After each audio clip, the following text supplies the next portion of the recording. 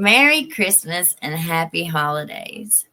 I found an old recording of a CBS special report that was done in 1964 in Letcher County, Kentucky. I hope you enjoy it. This is a road, if you can call it that leads to the Pert Creek School in Letcher County, Kentucky. There are tens of thousands of roads like this, winding back along the creeks and hollows of 11 states. And beside these roads, the shacks of tar paper and pine, which are the homes of 1 million permanently poor. That cabin down there belongs to Letcher West. George and Janie and Maggie West use this road to get to school. At this time of year, they never get there with dry feet. Down there is where Johnny Sandlin and his wife and 11 children try to stay warm all winter. He digs coal out of a little mine, and they burn up most of the coal he digs. That's Carl Parrott's place. He, too, is a hard-working man. He has to be. Up there is the Bakers. They've been divorced for 8 years, but he's too poor to leave, and she's too kind to make him. So he lives in that little house in the back, and she cooks him his meals 3 times a day. And beyond the Bakers, up on the hill, is the Pert Creek School. And up there, on this one day, is the only sign anywhere in this hollow that it is Christmas in Appalachia. Silent night, holy night, all Christmas in Appalachia. all is bright, A CBS News special report mother and child, with Charles Carroll. infant so tender and mild, sleep in heavenly peace, sleep in heavenly peace. Silent night, holy night, shepherd. This is the only Christmas carol many of Virgie Sumter's pupils will hear this year, the one they sing themselves in their one-room schoolhouse on the day of the Christmas program. We all sing hallelujah. Christ the Savior is born. Christ the Savior is born. It falls the job of one of the older boys to keep coal on the stove at the Pert Creek School, just as it is the older girls who fetch the drinking water from the spring. Mrs. Sumter is busy enough, teaching 7 grades in this one room and trying to keep the schoolhouse clean. She also cooks the hot lunch at noontime. The food comes from the government. Some of the children can afford the 20 cents a day they're supposed to pay for lunch, and charities in the region pay for the others. But the charities themselves are so poor that they often raise money for the hot lunches by selling bootleg liquor.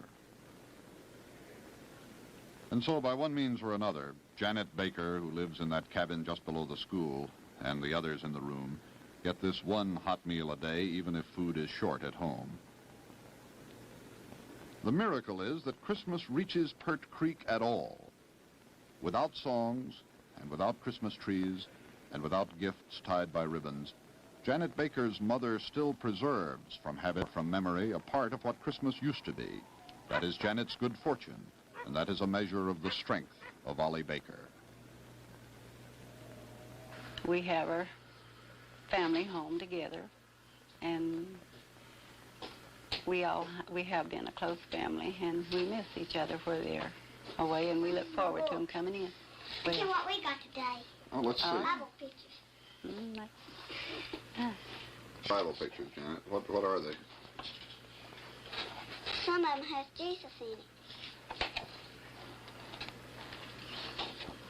Mommy, you know that story has about Mary and Joseph laid on the hay? Bible school teacher learned us, she had it up her day. Where the baby Jesus lay on the hay? Yeah. Well, it's in that book, too. No. Mm-hmm. Mommy, I know my spell and I brought my arithmetic. Well, all right. You put your books in there then on the, take them in there and lay them on the bed. I suppose Janet's looking forward to Christmas, isn't she? Yes, she sure is. Well, when you were a young girl and living on this creek, Mrs. Baker, what was Christmas like back then?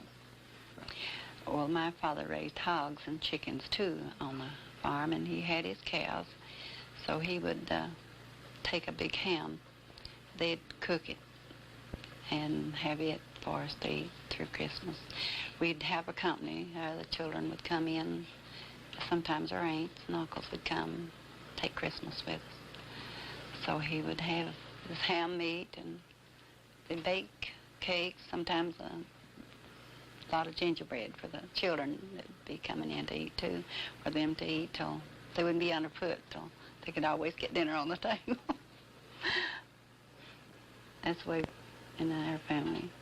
I always read the story to the children, you know, the baby, Jesus was born in the manger. And the best part, I think, it means to me if children are all well and can be in good health Christmas. And then I'm thankful to the Lord for what we have. Even if we don't have so much, I'm thankful for what we do have. What the Bakers have is a son, Freddie, who is 20, and who must take daily injections of insulin in order to stay alive. What the Bakers have is a mule, a small one, bred to haul coal cars out of mines. There are now far more mules in this hollow than there are mines to work in, so Freddie uses the mule to drag timber off the hillsides. What the Bakers have is their sad way of living, divorced, separated by law, and held together by necessity. Bob Baker couldn't eat if Ollie Baker didn't feed him, and so she does. And what they eat, what Janet and Freddie eat, and what the mule eats the scraps of, comes from a government warehouse.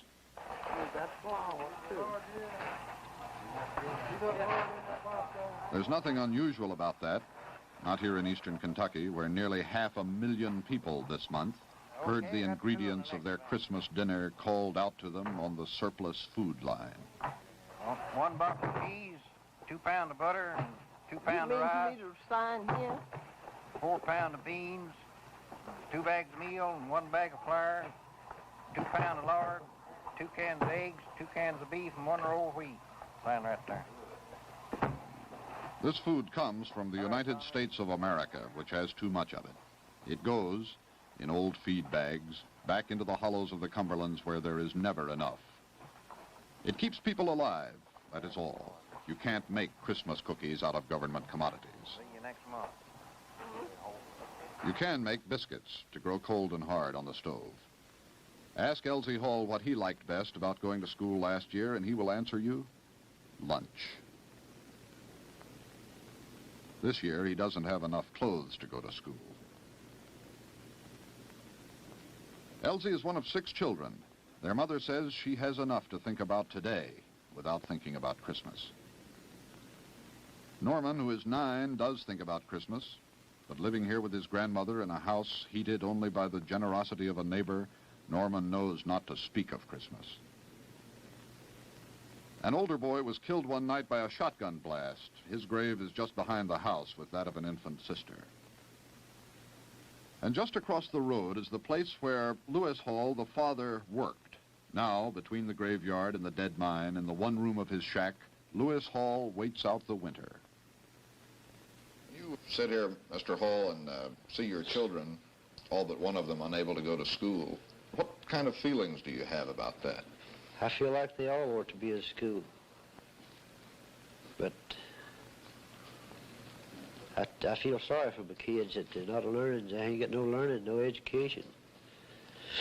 But there ain't nothing that I can do about it. Only just move as I can move.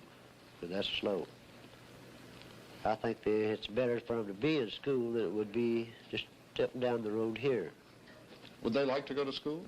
Yeah, I think my kids like to go to school. It's just so the kid, they just, you know, it's embarrassing to them to go in the condition that they're in.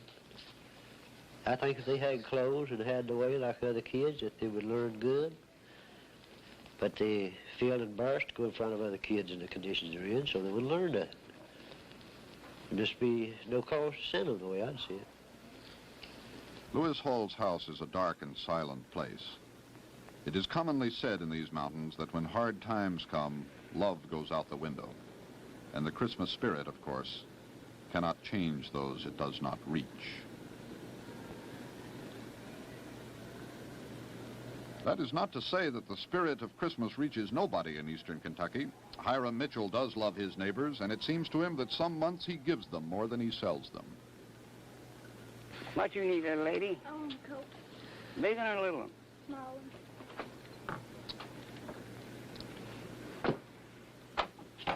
Then what next?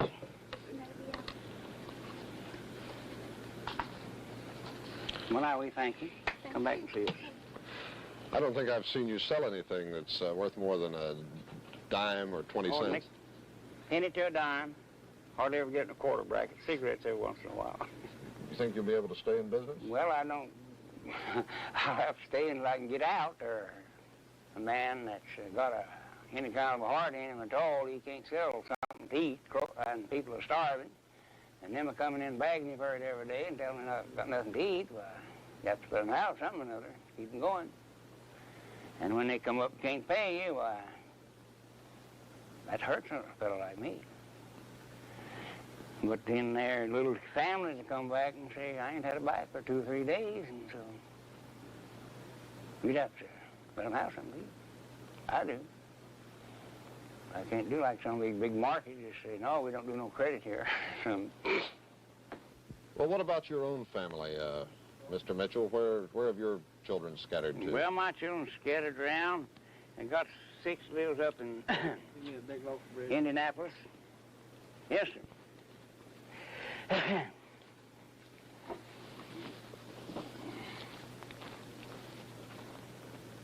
Then what else? How'd the rabbits go this morning? How many did you kill? None. How many did you shoot? How many did you miss then? Never seen none. Never seen none. Now we thank you. Come back and see us. I have 6 lives up in LaPorte, Indiana. I have 1 lives in Detroit, Michigan. 1 lives in Peoria, Illinois. 1 lives in Middletown, Ohio. All had to leave here to hunt work when they got grown. Mr. Mitchell, how long have you run this store? Well, I opened this store about 52. How was business then? Well, business was pretty fair here at that time. What's made the difference? Automation made the difference.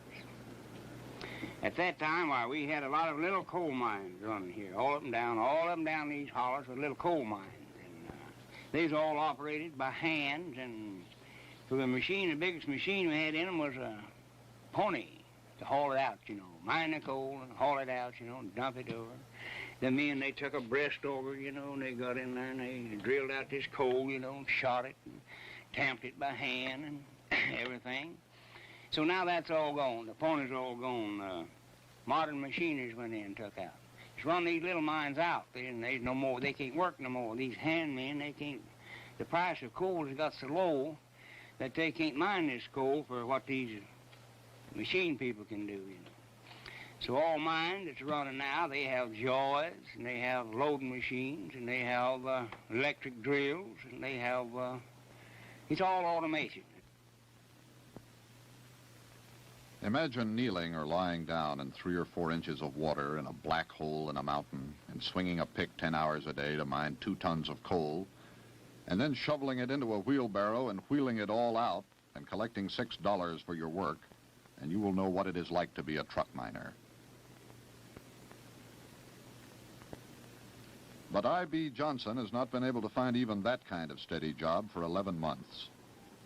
Dismissed by his employer, deserted by his union, unneeded by his community, ignored by his country, except for $56 a month in food stamps, I.B. Johnson mines only enough coal now to keep his own family warm. And nobody pays him for that.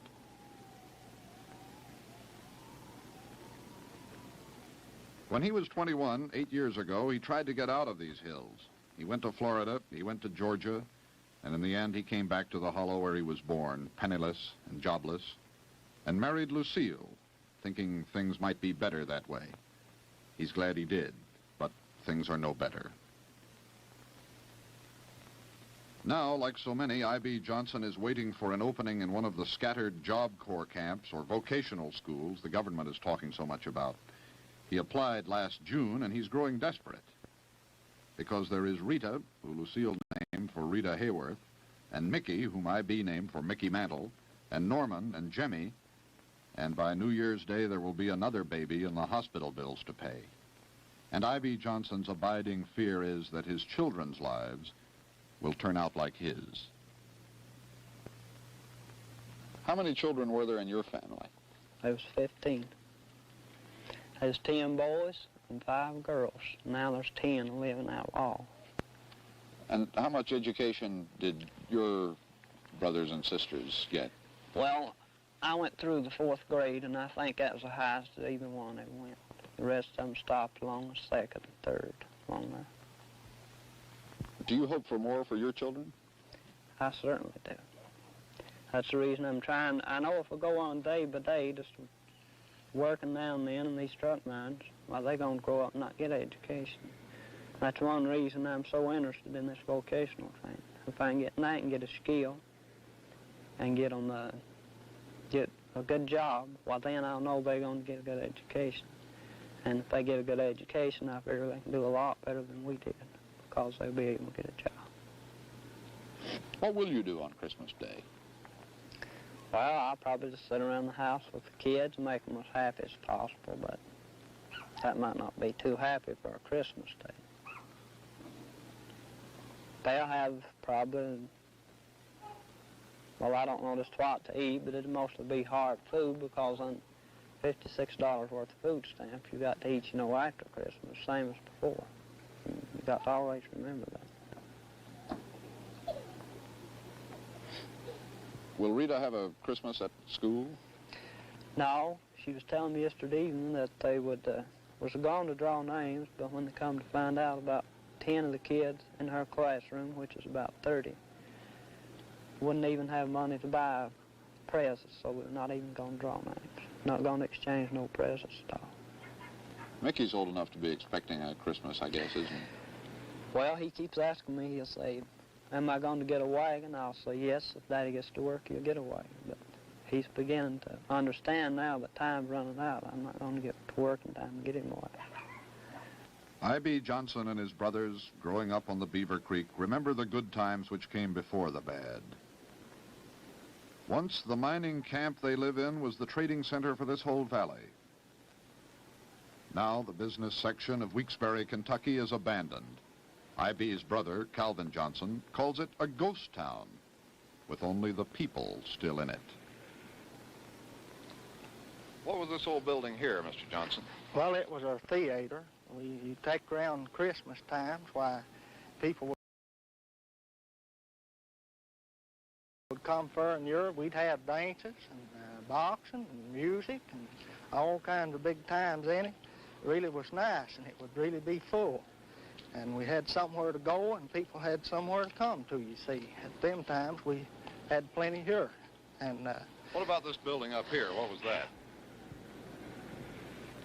well, that was our soda fountain. We had plenty in there. We had all kinds of soft drinks. Stayed full at all times. Stayed open sometimes 12 o'clock in the night, day and night, just about service. And it was really beautiful around Christmas. It would be decorated up. The windows all decorated up, Christmas tree and lights, and it was really beautiful. And I guess this was the store here, huh? Yeah, this was a store up here. They had plenty in here, and people really coming backwards and forwards shopping and presents and so forth. You could get about anything you wanted there, and they kept about anything you wanted. Now there's not anything. Calvin Johnson lives on the Caleb Fork of Beaver Creek, just down the hill from his brother. He is nearly blind from his 14 years in the mines, and lucky to be, in a way, for it increases his Social Security benefits and puts food on his table. Goldie Johnson cooks for 7, her 3 children, her daughter's husband, and her granddaughter of 2.5 besides herself and Calvin Johnson. In the yard, there are the dead outlines of a flower garden Goldie Johnson tried to keep one forgotten spring and then gave up on. She has worked hard every day of her marriage, and there is nothing conceivable that can stop her work as long as she lives. And she knows now it will have to be a life without flowers.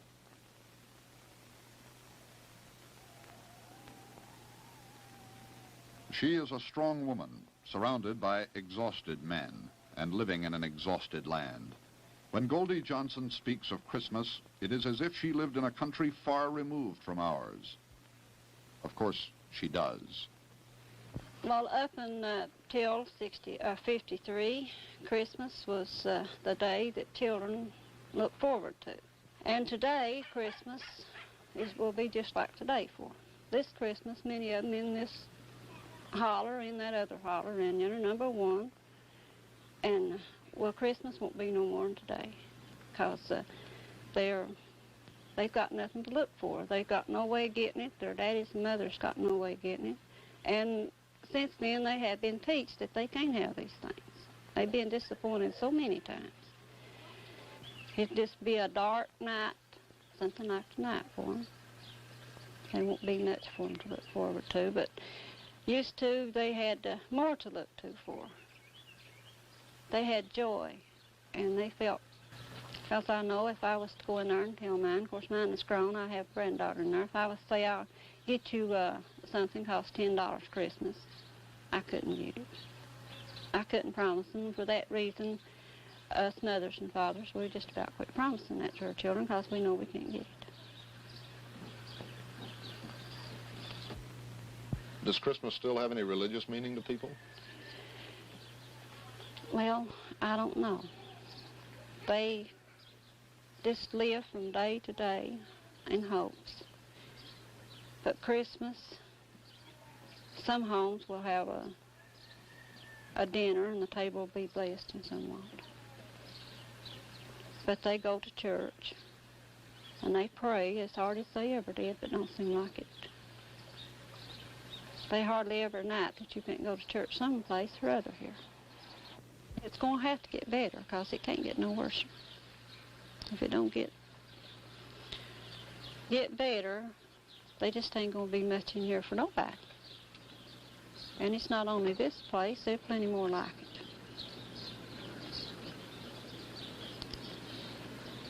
And children, I hope and wish that children could have what they used to have. And if not all they used to have, part anyway. Because little children, when it comes to children, I always could stand a grown-up's disappointment and downfalls, but children, I don't think they should have to suffer the way that they do. In the world of plenty and us with nothing. Goldie Johnson's granddaughter Paula, 2.5. I get the old table. Looking through a Christmas catalog. I get this, I get that.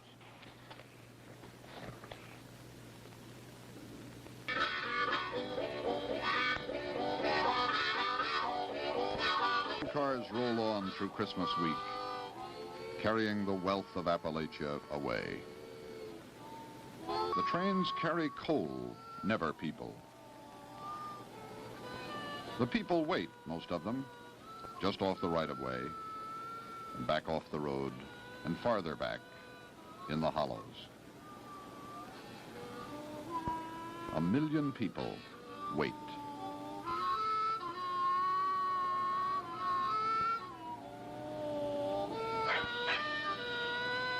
Lewis Hall's family waits, and Norman Hall does not dare ask which day is Christmas. Hiram Mitchell waits. He's decided not to bother with decoration for the store this year. I.B. Johnson waits, hoping to make the children as happy as he can. But that, as he says, might not be too happy for a Christmas day.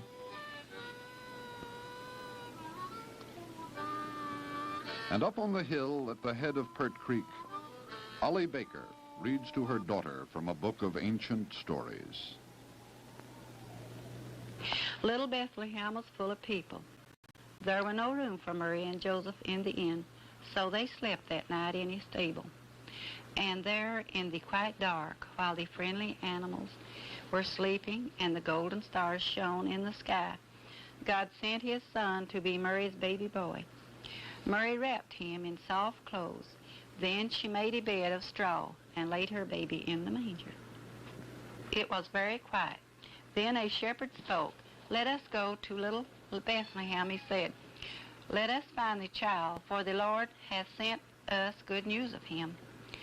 The other shepherds nodded. Step, step, step. They started down the road. Then faster and faster they walked until they came at last to little Bethlehem.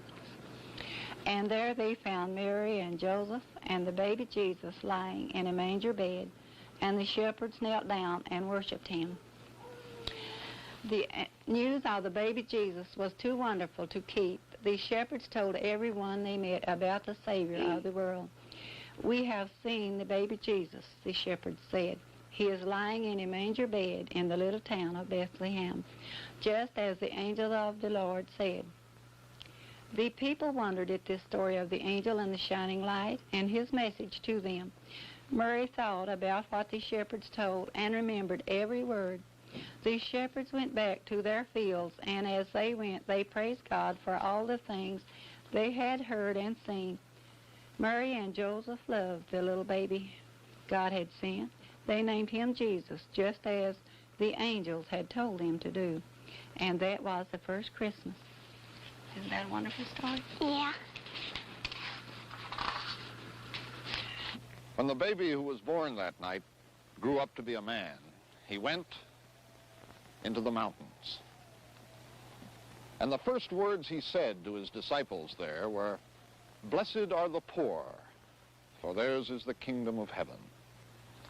It is a promise that will be cherished on the anniversary of his birth in these mountains by these poor. It is all they have. Good night.